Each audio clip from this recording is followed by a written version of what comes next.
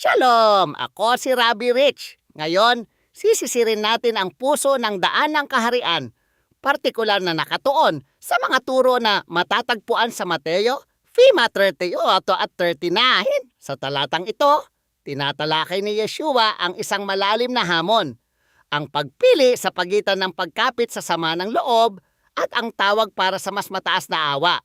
Binanggit ni Yeshua ang sinaunang pangunawa sa mata sa mata at ngipin sa ngipin.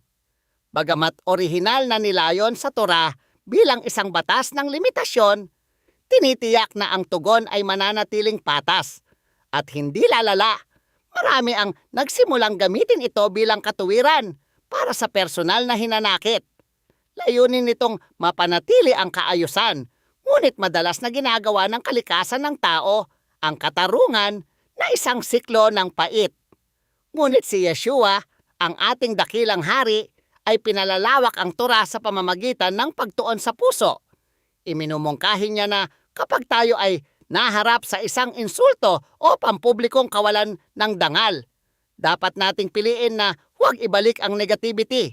Sa kulturang iyon, ang paglapastangan sa pisngi ay isang dagok sa kabod o dangal ng isang tao. Itinuturo ni Yeshua na ang ating halaga ay wala sa pagtatanggol sa ating pride, kundi sa pagsasalamin ng kanyang liwanag. Itinuturo niya sa atin na sa kanyang kaharian, ang pag-ibig at pagpapatawad ang dapat mamahala sa ating mga udyok. Ito ang tunay na tesyuba ng puso, isang ganap na pagtalikod sa pagnanais na makipagtuos at pagtungo sa kapayapaan ni Adonai. Upang simulan ang isang mas malalim na pang-araw-araw na paglakad kasama ang Mesiyas, hinihikayat ko kayong bisitahin ang Walk with Yeshua app na nakalink sa paglalarawan sa ibaba.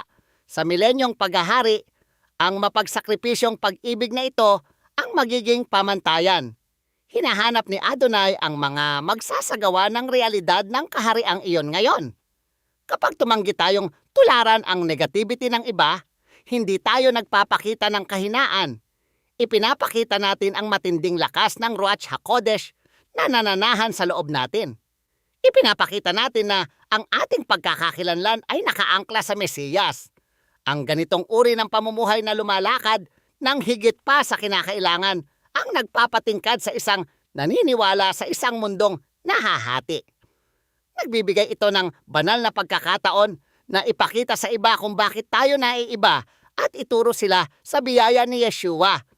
Bagamat hindi natin maaabot ang perpektong ito sa sarili nating lakas, binibigyang lakas tayo ng banal na espiritu na isalamin ang puso ng Ama. Pagpalain ka nawa ni Adonai at ingatan habang lumalakad ka sa kanyang kapayapaan. Maging malakas ang loob na piliin ang landas ng pag-ibig ngayon at mangyaring sumama sa akin sa susunod nating pag-aaral habang ipinapatuloy natin ang Ebanghelyo ni Mateo. Shalom, ha!